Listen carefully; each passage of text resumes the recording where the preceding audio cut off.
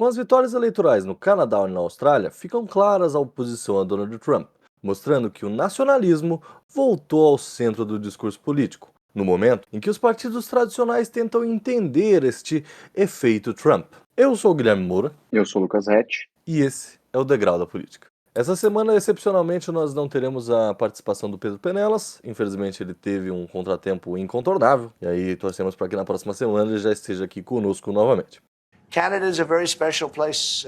When you get rid of that artificially drawn line, somebody drew that line many years ago with like a ruler, just a straight line right across the top of the country. When you look at that beautiful formation when it's together, but when I looked at that beauty, I said that's the way it was meant to be. And I believe it would be tremendous benefits to the Canadian citizens, tremendously lower taxes, free military, which honestly we give you essentially anyway because we're protecting Canada if you ever had a problem. If I may, as you know from real estate, there are some places that are never for sale. That's true. Having met with the owners of Canada over the course of the campaign last several months, it's not for sale, won't be for sale ever. A gente falou em outros programas sobre o nosso querido presidente Trump, que nos dá muita pauta, né? O efeito dele estava fazendo com que os liberals, que estavam ferrados lá no Canadá, voltassem a crescer nas pesquisas, e de fato isso aconteceu. O Trudeau sai do governo, mas o Partido Liberal continua com maioria, e eles têm eles mogam, né? O Partido Conservador, justamente com o discurso anti-Trump, nacional, etc., que o Partido Conservador até tentou pegar um pouco na reta final, mas não teve jeito, né? E uma coisa parecida ocorreu na Austrália. O primeiro-ministro Albanese estava muito questionado, enfim, não estava tendo visto como um líder forte, estava tendo muitos problemas no governo australiano, também consegue reverter a situação lá dos trabalhistas com um discurso mais nacional. E sendo que a ideia foi de que, olha, esses eleitores eles estavam descontentes com o Albanese, ou com o Partido Liberal, ou enfim, como o governo está sendo tocado, mas com as ameaças do Donald Trump, enfim, com a retórica agressiva do Donald Trump para esses aliados, esses eleitores ficaram instigados a continuar com esse governo que começou a ter um alinhamento, né, contrário ao Donald Trump. Isso é um efeito rebote, né? Mais ou menos. É um efeito rebote, e você fala isso na abertura, e eu concordo. É um retorno um pouco do nacionalismo à cena, né, da política interna dos países, porque os dois candidatos que pareciam derrotados antes da efetivação dos pleitos, os trabalhistas e os liberais, eles os dois aproveitaram muito dessa retórica de uma defesa dos interesses dos seus respectivos países para se manter no cargo, né, em frente a uma oposição que parecia até fortalecida pela crise dos incumbentes, que é outro dos bingos do programa aqui, né? Então a crise dos incumbentes não atingiu Canadá e Austrália muito porque o Donald Trump quase permitiu que eles fizessem um discurso de oposição. E eu acho que isso é uma das coisas que tem muito apelo em termos de argumentação discursiva quando você vai pensar em lógica de redes sociais, política no século XXI e principalmente aí nos últimos 10 anos, de que esse papel de oposição por uma comunicação digital é muito mais favorecido, né? É muito mais fácil você comunicar as insatisfações dos eleitores do que você comunicar as propostas que o governo tenha conseguido executar de maneira bem sucedida, né? Então eu acredito, no final das contas, o Trump deu o discurso de oposição aos atuais incumbentes, no sentido de que eu estou me opondo a essa ameaça internacional representada pelo Trump e aí solidificada pela questão das tarifas, né? Mas acho que são sintomas muito claros do retorno do nacionalismo para as disputas políticas, né? Eu atribuo esses dois pontos. Primeiro, os partidos de direita no mundo, uns mais, outros menos, mas todos eles assim tiveram que abarcar um pouco da lógica Trump, pelo menos do estilo Trump, ou enfim, de entender o Trump como um líder da direita global, etc, porque meio que o eleitorado mundial da direita foi instigado, né? Só que a partir do momento que ele começa a ficar agressivo pro seu país, né? Você que estava ali tendo aquela proximidade, fosse meramente ideológica, acaba levando junto, né? Junto dessa questão nacional, que também é uma questão trazida pelo Trump, né? Há uma leitura de que por que o Trump consegue voltar? Porque ele consegue instigar aquilo que aparentemente é a maior força de movimentação dos eleitores, que é o discurso da nação, que é o discurso da pátria, que é etc. Enquanto o Partido Democrata estava muito mais ligado ao que aqui no Brasil a gente chama das pautas woke, né, os identitarismos, etc., as diversas tentativas de levar o eleitor pra votar, acabou que o discurso da pátria é o que verdadeiramente levou. Quando nos Estados Unidos foi favorável ao Donald Trump, no resto dos países onde ele tem aliados, aparentemente não, né? E é uma questão que bate muito nesses países que têm questão migratória como um centro de política, né? Em termos de como você vai ter integração, assimilação, aculturamento de um fluxo muito grande de imigrantes, né? Porque existe essa ideia de um nacionalismo meio nativista que tem voltado, e aí concordo 100% com você, o Trump é uma das figuras que consegue articular isso muito bem, ao vincular a identidade a um determinado grupo étnico, e aí ele vai separar todos aqueles imigrantes que ele considera ilegais ou irregulares dentro dos Estados Unidos, e que esse grupo étnico que vai ter a sua identidade reafirmada no Trump é de fato a nação nos Estados Unidos. E esse discurso meio que vai, com todas as variações culturais e geográficas que os países têm, se fortalecer principalmente aí nos países do hemisfério norte, porque há uma agenda meio comum em relação à imigração. Mas aí quando o Trump passa para uma política nacionalista do ponto de vista econômico, uma política mais protecionista, de tentar reequilibrar a balança comercial, como a gente já falou em tantos outros programas sobre tarifa, e todos os outros motivos que podem ter levado ele a tomar essa decisão, esse discurso se inverte um pouco. Ele perde força para os países de direita radical populista, principalmente no hemisfério norte, porque isso era uma articulação muito forte em relação à retomada de um discurso de nação, e isso faz esse espaço de nação, como a gente já falou várias vezes, um conceito em disputa, de fato entrar em disputa no campo mais progressista, né? Tanto liberais quanto trabalhistas conseguiram articular, não, ó, eu sou o representante efetivo dos interesses do meu povo, da minha nação, e não essa retórica de tentar classificar um conjunto étnico como identidade do país e o outro como não, como estrangeiro, como externo, como aquele que vai deturpar a cultura antes homogênea, né? Então, acho que essa retomada de um discurso nacionalista, mas reaproveitado pelos partidos progressistas, é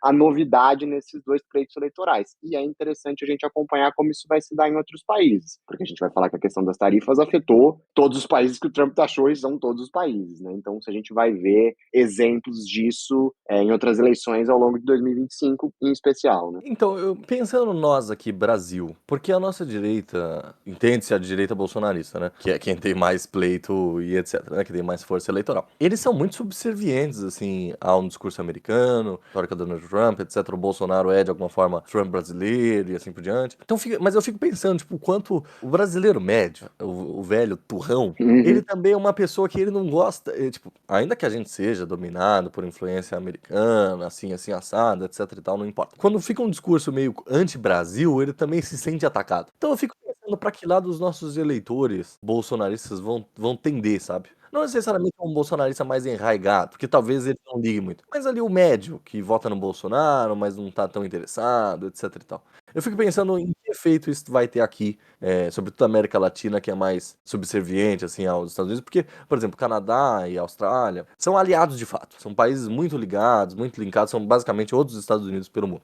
Ficou um ressentimento até, porque você tá atacando um aliado, né, diferente. Eu acho que o Canadá tem uma particularidade porque o Trump fala muito do Canadá e falava muito do Trudeau. Ele parecia ser alguém que antagonizava muito pessoalmente com a figura do antigo primeiro-ministro, né, do ex-primeiro-ministro. E eu acho que isso, de certa maneira, despertou um sentimento nacionalista mais palpável no eleitor canadense. No caso do Brasil, acho que existe um sentimento, pode existir a flor de um sentimento anti-Brasil se existir uma retórica trumpista no ano de 26, aí pensando no quadro eleitoral brasileiro, em relação ao Brasil especificamente, né? Porque a questão das tarifas, eu não sei quanto isso não vai ser um pouco difundido na impressão do eleitor, de uma carestia de preços, inflação, dólar nas alturas, e isso não vai acabar sendo responsabilidade ou responsabilizado por esses eleitores no governo, né? Então, eu tenho minhas dúvidas. Agora, se o Trump... A conta vai cair para outra pessoa.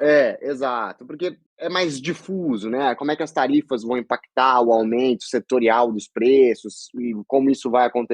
Talvez esse impacto negativo seja sentido pela Fazenda e aí, obviamente, pelo governo federal. Mas se tiver uma retórica trumpista, do Trump e do seu círculo, mais agressiva nas eleições, acho que o PT consegue articular de maneira mais eficaz esse discurso de, existe um sentimento anti-brasileiro que está sendo despertado nos Estados Unidos e que a direita bolsonarista partilha. Então, se você é nacionalista de verdade, você vota no PT ou você não vota no bolsonarismo, né? Então, acho que também vai depender muito do envolvimento de Trump, e aí Elon Musk, Vance, todas essas pessoas que postam muito no X ou no Twitter, com a eleição brasileira de 26. Eles estavam muito envolvidos nas eleições da Alemanha, eles estavam muito envolvidos na eleição do Canadá. Eu sei que na Austrália esse envolvimento foi um pouco menor, mas existe uma comunidade linguística que une muito a Austrália e Estados Unidos e demais países anglófonos, e que ainda não chegou tanto no Brasil, né? As manifestações do Elon Musk no Twitter têm sido mais direcionadas, às poucas, em oposição ao Alexandre de Moraes. Mas a gente não sabe como isso vai acontecer em 26, porque aí, de fato, vamos ter eleições no Brasil,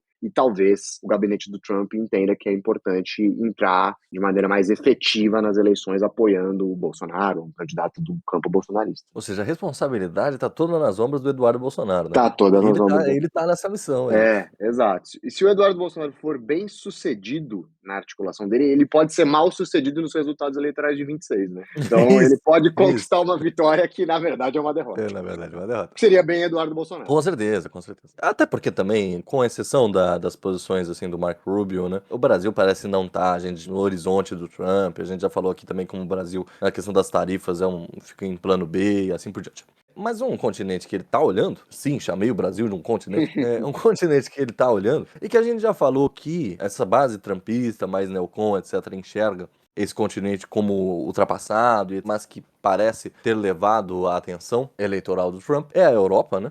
Você até já comentou, e não sei se o Trump em si sim, mas muitas figuras, o Elon Musk inclusive, ficaram mais exaltados e participaram das eleições alemãs. O chanceler alemão teve dificuldade de montar o governo, aparentemente conseguiu montar e tal, mas a gente tem um crescimento expressivo da AfD com o endosso dessas figuras trumpistas, etc e tal. Eu fico pensando, bom, talvez o Trump entenda que, olha, a União Europeia é a Alemanha, eles controlam a Europa, eles controlam a produção e o mercado, etc e tal, então a gente vai se afeiçoar mais à Alemanha por questões estratégicas mesmo. Pensando nisso porque teve as eleições no começo do ano no Reino Unido, o partido Reform UK, que é o partido da direita alternativa, da direita dissidente, teve crescimento expressivo também, Sim. e não teve nenhum grande endosso trumpista, assim, ou pelo menos eu não me lembro. Talvez porque fosse muito no começo do Trump, talvez, enfim, estivesse fazendo outras coisas, mas não teve, assim, a mesma participação. Nossa, eu lembro de ter visto o Elon Musk, eu achei muito estranho o Elon Musk numa parada da AfD, assim. Não porque ele não poderia estar, mas porque é a eleição de outro país, sei lá, né? Um partido, não é uma figura. Sim. Não era uma eleição óbvia, enfim.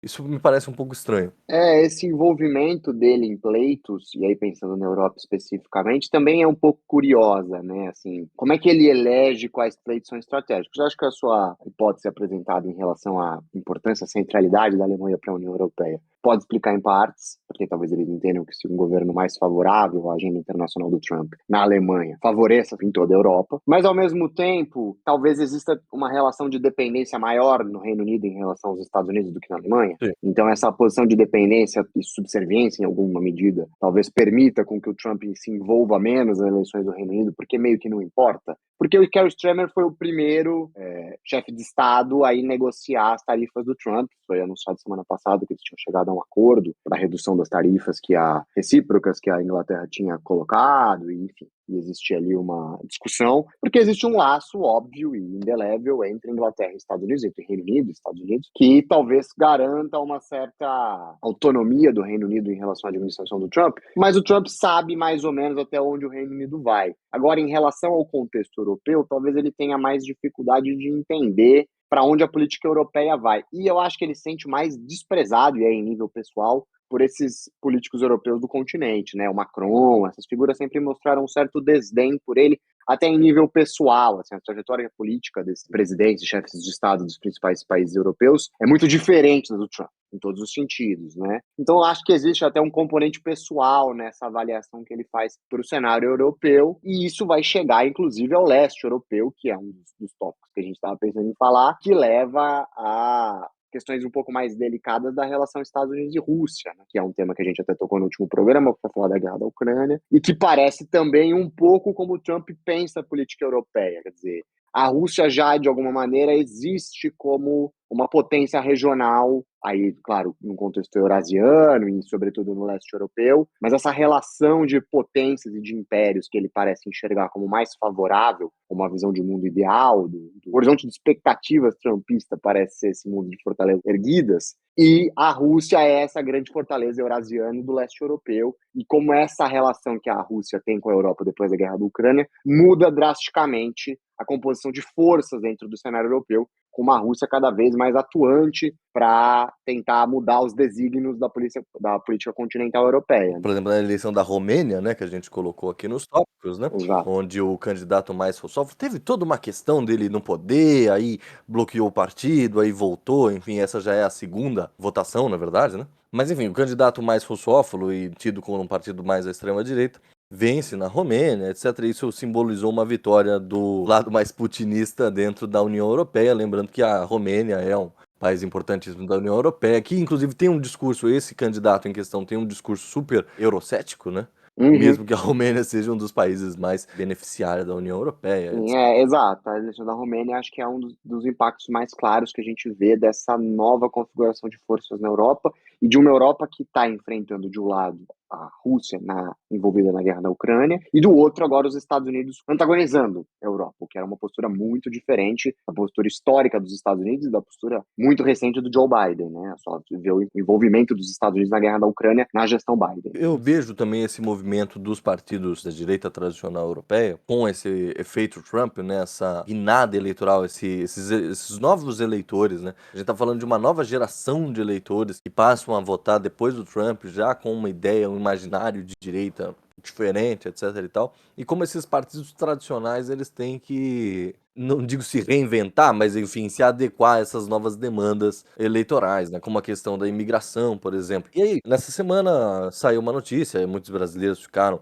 revoltados, etc e tal, em que o governo português, novo governo português, emitiu uma alvará falando para, olha, os imigrantes irregulares que em Portugal devem se apresentar para que sejam retirados do país e assim por diante. Usando aqui como exemplo, né, mas isso pode servir para vários outros países. A gente tem o crescimento do Chega, que é o partido. Inclusive, eu acho um nome muito engraçado. Eu acho muito engraçado o Chega, porque é tipo. Chega, Pô, os portugueses são muito literais, né? Chega o quê? parece uma tirinha da Mafalda, né? Ela termina com chega, alguma coisa assim. Isso.